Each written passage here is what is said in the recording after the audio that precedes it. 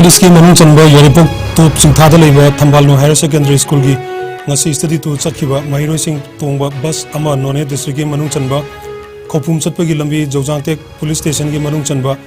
Longchai Tubung village manakta accident thokre laiba thiba thokdok adu bus anida school asigi mahiroi sing pudna khopum tamna chatpagi lambi de thokibani hauzik phawgi oina chaba paw phangdrusu thokdok adu da mahiroi ka asopan nangkhibaga loinana leikidaba mahiroi ka yaure hairi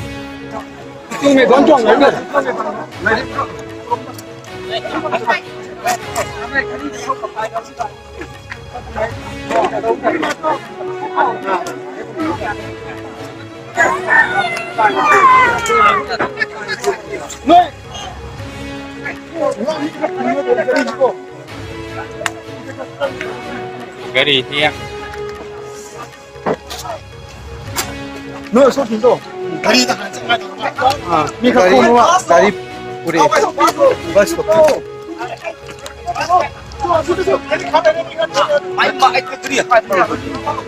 Mai bang ko ni. Ha. Mai bang ko ni. Tao ko. Bam na la patang mina.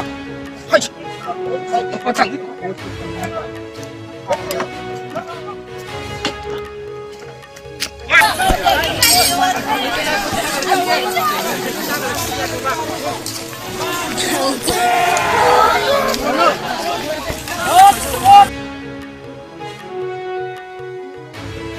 Ising da jabizat khaide miyoibagi changdaba yadraba ising asi kallabadi miyoibagi punchi kanba ngamgani haina horticulture and soil conservation minister lerpa hakuna phongdokre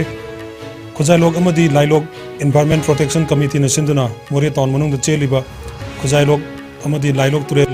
numit nini chupna sengdokpagi thorom ngasi minister lerpa hakibda more gi khangthi chau bhengda leiba autonomous district council gi guest house ta hokdokre hingminasi sengminasi amadi chokhatminasi haiba motoda hokdokiba thoromda wangang laduna minister na haikibada turel sengdokpagi thorom asida mahaki makedagi pangbaya ba mating pangani sahi kya turel gi sing sijinaba yadna directly asi luna nana thambada mori da leiriba CSO singna thokdang lobiu hairiba turel ani asi sengdokpa loiraba matung penga ki makedagi order ama thonduna turel asida amorakai handokliba sing fine thianaba khongthang lokhalakani haiki amukogi lamsing makada tuition phai community hall da ngasi nomagi oiba mass vaccination program gi makada anti rabies FMD swine fever vaccine kapthokpagi thormama pangthokre district veterinary officer Impal East district united club organization amadi tuition phai village authority ga kusamna duna pangthoki bo thorom adu da district veterinary officer Impal East ki Dr. Git Chandra Dr. Indra Kumar amadi staff sing Impal East District United Club Organization की President T Duijo Mangang Assistant Secretary CSO Kendro amadi Assistant Finance Secretary M Thavi Sarugyaki hairiba programs asida san chamaga haming nifuga hui humbu amadi ok humbudra dahida kaptuk ki hairi Ministry of Health and Family Welfare ki makada Health and Family Welfare Department na test track treat vaccination amadi covid lachat ki chana kalon ngak natpana India da covid 19 ki virus ase miwe amadi gi amada pak chana lona gadabadagi thingbangamle adum oinamak Japan United States of America Republic of Korea Brazil amasung China lebakta covid 19 ki case masing hengalakliba ase yenglaga India da nomoda covid positive oiraba sing SARS CoV-2 genomic consortium gi kuthang da genome sequencing Toknaba Health Ministry ki Secretary Rajesh Bhushan Cherol lama thokna khangan kre hairiba asina COVID-19 gi anoba variant khangdokpada mateng wagani loinana mangjono na India da mathok taba section thorangsing lokotpada khudung chagani maramaduna India gi state amadi union tari khuding makta nomagi oina COVID-19 positive oiraba sample sing mari leinaba INSSCOG genome sequencing laboratory singda thanaba khangalakli Kampupi district ki Saitu Gampajol subdivision ki manung chana leiba Selsi village ki Chingchang Napongi lam ekar kun manga da pak chana tharamba popi pambi ngarang Kampupi amadi Tamenglong district forest division ki staff amadi Kampupi police ki apunba kangbu amana yantatuna mangan kre ngarang ki thabuk lokot ki ba tim adu Kangpokpi amadi T.Y. Chong Range ki Range Forest Officer Kangpokpi Tamenglong Division ki makhada leiba Tamai Range ki Range Officer na luchingduna punna Forest amadi Police Personnel mudrana saruk yaduna drive adu pangthoki Kangpokpi Forest Division ki Divisional Forest Officer N Ganeshna State ki protected area da popi pambi thabaga mari lenana hairiba lamsing asigi manungda lam kokthokpa phauduna changthok changchin tawba amadi lanai gi tabu pakat pada Indian Forest eki makhada atingba thamli hairiba atingba se thugaiba singna tha taruk phawba phadok taba amadi phadok tabaga lunana fine thian bai haina yauri hairiba atingba se thugairma khudingma aingi matungina charak phangani haina en ganesha phondrokli mahakna haikibda popi pambi chingmaida paktakna thaba si khunaida danatana mahusagi khaldasu chawn akaiba piri chingmaida thaba popi pambi da chaiba chemical fertilizer na leibak lehau da chawn akaiba piba da natana madugi machumna chenthartuna makhada amadi akoibada leiriba hunja singi hakchang da khudungthiba kya nangali haiki Laliba December 19 dagi mathang sahi ki January 9 phawa numit 12 chupna Marging Polo Complex da pangthokkodoriba Singju Festival 2022 gi mangoina na ngasi ayuk MDS ki chairman chu oriba Wangching Tenta Kendra gi MLA Paunam Brojena Khongjong War Memorial Complex dagi Singju Festival 2022 gi pangthokpam Marging Polo Complex phawa chatkadaba solo walker Manikanta Mutungi Singju gi Paujil puba solo cycle rally amthakre Sep Singju and Manipuri Pony Haiba Pandamda solo walker Manikanta Mutungi Singju gi Paujil puba solo cycle rally adu lamtharaduna MLA Paunam Brojena haikibada Singju Festival pangthoktuna miyamna khangdana tumina leiraba mayam thijinduna ithorukpa asi yamna nungai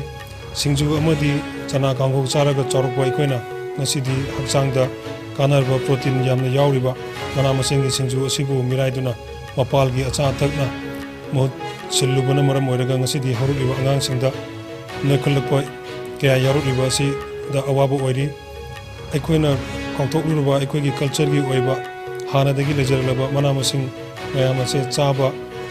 phangnaba amuk hana ningsing handuna Singju Festival na chingba kaya pangthokpa asi apenba fawi haiduna hiram asida pangbeba matengsu pangani haike Lana Singju Festival si mamang sa yauja kre koi si klasi dagi na 10 phawa si Singju ga chana kang ho katang chara ga chaw ma koi si si Manipur ngai ki koi adu hatan mayam si madugumba liraba koi na mirai biraba adubu protein mayam ma yauba vitamin mayam ma yauba koi da phangba local production si di mo ta ti KFC ga haiba kari kari mayam silu ga na angang si noi khala ko mayam si ubi koi na no wajaba adu asigumba koi gi hanagi culture gi ona koi tradition go le jaraba pa mana masing yauba sinjang mayam si si koi na chaba phangna ba amuna na hona dum ka thur ba sin jang na ba koi gi naura khasra singa Singju Festival kaya pangthok ku na to wi mayam si koi thamoi yam peli masimang ka koi na jakhau da karam ba sinjak khada ga dagi fresh oi ba mana masing si thada raga koi jakhau na madu mathau to jaraga koi gi hakchang phana le ramba hanagi pai ki masa phana le ramba diabetes le tang le ramba mayam do amu phala tani ha se koi thaja bani hauji ki na haron jingna koi athong ba ready made food mayam ma sa ba sin masa noi khalaga le ba phibam koi yen ba do wa ba mayam ma uri ba se masigo festival mayam si khanga ka koi nuai gani manam de koi Manipur sai na ngasi ki kudong chap se lorga mayam na sana laibak hai ba se koi na khasi khangam de chumna gi koi na phajana ba leite wana hai boi khalu adu bo prithvi gi leiba country mayam se da koi na sum assembly na pi ba kudong chap si yorga koi na country ji pojiro ba kanda aseng ma mak sana laibak se koi Manipur si oi dana lerami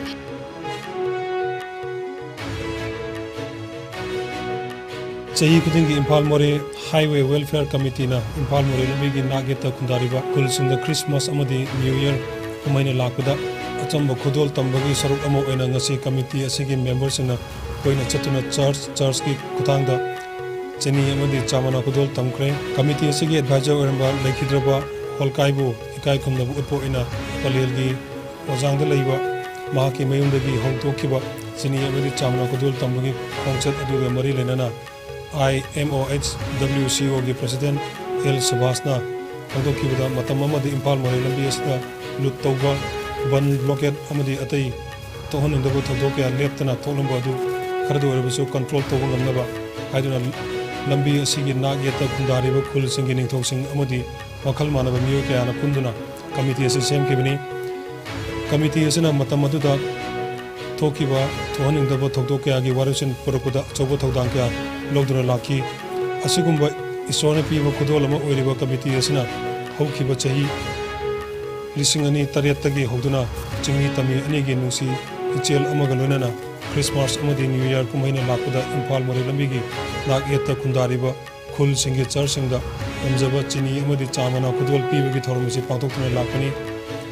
ꯂꯥꯛꯀꯗꯧꯔꯤꯕ Christmas ꯀꯨꯝꯍꯩ ꯑꯃꯗꯤ ꯑꯅꯧꯕ ꯆꯍꯤꯅ ꯂꯥꯛꯄ ꯑꯁꯤꯗ ꯑꯁꯤꯒ ꯃꯔꯤ ꯂꯩꯅꯅ ꯉꯁꯤꯒꯤ ꯑꯊꯨꯝꯕ ꯈꯨꯗꯣꯜ ꯄꯤꯕ ꯑꯁꯤꯅ ꯃꯅꯤꯄꯨꯔꯗ ꯈꯨꯟꯗꯥꯃꯤꯟꯅꯔꯤꯕ ꯑꯩꯈꯣꯏ ꯃꯁꯦꯜꯒꯤ ꯃꯔꯛꯇ ꯅꯨꯡꯁꯤ ꯆꯥꯟꯅꯕ ꯄꯨꯔꯛꯇꯨꯅ ꯏꯪ ꯇꯞꯄ ꯂꯝꯗꯝ ꯑꯃ ꯄꯨꯔꯛꯄ ꯄꯤꯅꯕꯤꯕ ꯑꯣꯏꯔꯁꯅꯨ ꯍꯥꯏꯈꯤ꯫ ꯉꯁꯤꯒꯤ ꯈꯨꯗꯣꯜ ꯄꯤꯕꯒꯤ ꯈꯣꯡꯆꯠ ꯑꯗꯨꯗ ꯀꯃꯤꯇꯤ ꯑꯁꯤꯒꯤ ꯑꯦꯗꯚꯥꯏꯖꯔ ꯖꯣꯏ ꯉꯥꯉꯣꯝ, ꯁꯦꯀ꯭ꯔꯦꯇꯔꯤ ꯑꯪꯈꯣꯡ ꯁꯥꯀꯥ, ꯃꯦꯝꯕꯔ ꯂꯝꯇꯥꯖꯥꯎ ꯇꯔꯥꯎ ꯑꯃꯗꯤ ꯁꯅꯥꯊꯣꯏꯅ ꯑꯩꯈꯣꯏꯅ ꯃꯇꯝ ꯑꯃꯗ ꯍꯥꯏꯋꯦꯁꯤ ꯌꯥꯝ ꯐꯪꯗꯕ ꯑꯗꯨꯒꯤ ꯃꯊꯛꯇ ꯂꯨꯠꯄꯥꯠ ꯇꯧꯕ, ꯈꯠꯅ ꯆꯩꯅꯕ, ꯕꯟ ꯕ꯭ꯂꯣꯀꯦꯠ ꯌꯥꯝ ꯇꯣꯏꯅ ꯇꯧꯕꯅ ꯅꯣꯡꯃꯒꯤ ꯊꯕꯛ ꯆꯣꯡꯖꯕꯁꯤꯡ ꯑꯋꯥꯕ ꯑꯗꯨꯒ ꯀꯔꯝ ꯇꯧꯔꯒ ꯃꯁꯤ ꯑꯃꯨꯛꯇꯪ ꯑꯩꯈꯣꯏꯒꯤ ꯁꯥꯟꯇꯤꯅ ꯑꯣꯟꯕ ꯉꯝꯒꯗꯒꯦꯅ ꯈꯟꯅꯕꯒꯤ ꯑꯆꯧꯕ ꯀꯟꯚꯦꯟꯁꯟ ꯑꯃꯒ ꯐꯝꯈꯤ꯫ ꯐꯝꯈ꯭ꯔꯕ ꯃꯇꯨꯡꯗ 2007ꯗꯅꯤ ꯐꯝꯈꯤꯕ ꯃꯇꯨꯡꯗ ꯑꯩꯈꯣꯏꯅ ꯁꯨꯃꯥꯏꯅ ꯀꯃꯤꯇꯤ ꯑꯃ ꯁꯦꯝꯃꯒ ꯍꯥꯏꯖꯔꯁꯤ ꯏꯁꯣꯔꯒꯤ ꯃꯤꯡꯗ ꯍꯥꯏꯖꯕꯒ ꯂꯣꯏꯅꯅ ꯈꯨꯟ ꯈꯨꯟꯗ ꯆꯠꯂꯒ ꯑꯗꯨꯒ ꯂꯩꯔꯤꯕ ꯁꯪꯁꯊꯥꯟꯁꯤꯡꯁꯤꯗ ꯍꯥꯏꯖꯔꯁꯤ ꯍꯥꯏꯕ ꯌꯥꯝ ꯅꯨꯡꯁꯤꯕ ꯑꯃ ꯆꯨꯝꯁꯤꯟꯕꯗꯒꯤ ꯃꯥꯏ ꯄꯥꯛꯈꯤ꯫ ꯑꯗꯨꯒ ꯃꯥꯏ ꯄꯥꯛꯄꯗꯨꯕꯨ ꯃꯔꯤ ꯂꯩꯅꯅ ꯃꯁꯤꯗ ꯑꯩꯈꯣꯏꯅ ꯏꯁꯣꯔꯅ ꯄꯤꯕꯤꯔꯛꯄ ꯈꯨꯗꯣꯜꯗꯨ ꯏꯀꯥꯏ ꯈꯨꯝꯅꯕ ꯑꯣꯏꯅ ꯍꯦꯄꯤ ꯈ꯭ꯔꯤꯁꯃꯥꯁ, ꯆꯍꯤ ꯈꯨꯗꯤꯡꯒꯤ ꯈ꯭ꯔꯤꯁꯃꯥꯁꯇ ꯂꯥꯛꯄ ꯑꯅꯧꯕ ꯆꯍꯤꯅ ꯂꯥꯛꯄꯗ ꯏꯝꯐꯥꯜ ꯃꯣꯔꯦ ꯍꯥꯏꯋꯦ ꯋꯦꯜꯐꯦꯌꯔ ꯀꯃꯤꯇꯤꯅ ꯑꯉꯝꯕ ꯆꯔꯆꯁꯤꯡꯗ ꯑꯊꯨꯝꯕ ꯑꯣꯏꯅ ꯆꯤꯅꯤ ꯈꯔꯗꯪ ꯆꯥ ꯃꯅꯥ ꯈꯔꯗꯪ ꯄꯤꯔꯒ ꯄꯨꯛꯅꯤꯡ ꯂꯩꯇꯥꯅ ꯑꯩꯈꯣꯏ ꯁꯥꯟꯇꯤ ꯂꯩꯅ ꯂꯩꯃꯤꯟꯅꯅꯕꯒꯤ ꯄꯤꯕ ꯑꯣꯏꯅ ꯑꯩꯈꯣꯏꯅ ꯆꯠꯆꯕꯅꯤ꯫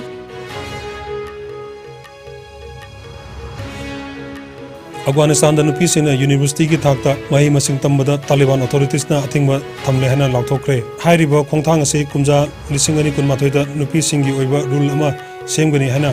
ꯂꯥꯎꯊꯣꯛꯈꯤꯕ ꯑꯗꯨꯒꯤ ꯃꯥꯌꯣꯛꯇ ꯂꯧꯔꯛꯄ ꯐꯤꯔꯦꯞꯅꯤ ꯍꯥꯏꯔꯤ꯫ ꯑꯐꯒꯥꯅꯤꯁꯇꯥꯟꯒꯤ ꯏꯖꯨꯀꯦꯁꯟ ꯃꯤꯅꯤꯁꯇ꯭ꯔꯤꯒꯤ ꯋꯥꯉꯥꯡꯂꯣꯏ ꯑꯃꯅ ꯐꯣꯡꯗꯣꯛꯈꯤꯕꯒꯤ ꯃꯇꯨꯡꯏꯟꯅ ꯍꯥꯏꯔꯤꯕ ꯋꯥꯔꯦꯞ ꯑꯁꯤ ꯀꯦꯕꯤꯅꯦꯠ ꯃꯤꯐꯝꯗ ꯂꯧꯈꯤꯕ ꯋꯥꯔꯦꯞꯅꯤ ꯑꯃꯗꯤ ꯍꯥꯏꯔꯤꯕ ꯑꯣꯔꯗꯔ ꯑꯁꯤ ꯈꯨꯗꯛꯇꯒꯤ ꯆꯠꯅꯕ ꯍꯧꯔꯒꯅꯤ ꯍꯥꯏꯔꯤ꯫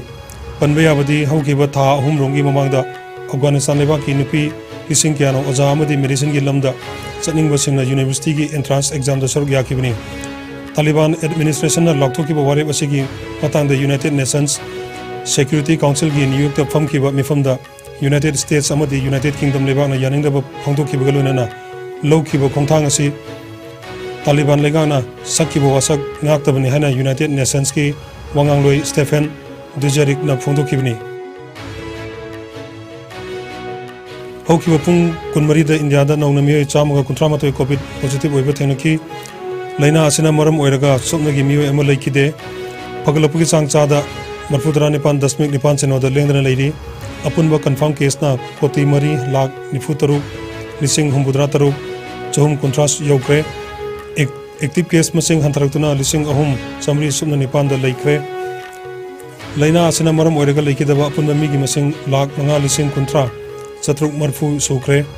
ꯂꯩꯅꯥ ꯑꯁꯤꯗꯒꯤ ꯅꯥꯕ ꯐꯗꯨꯅ ꯗꯤꯁꯆꯥꯔꯖ ꯇꯧꯈꯤꯕ ꯃꯤꯒꯤ ꯃꯁꯤꯡꯅ 3,94,092,292 ꯁꯨꯈ꯭ꯔꯦ꯫ ꯂꯩꯅꯥ ꯑꯁꯤꯗꯒꯤ ꯉꯥꯛꯊꯣꯛꯅꯕ ꯚꯦꯛꯁꯤꯟ ꯀꯥꯞꯊꯣꯛꯈꯤꯕ ꯑꯄꯨꯟꯕ ꯃꯤꯒꯤ ꯃꯁꯤꯡꯅ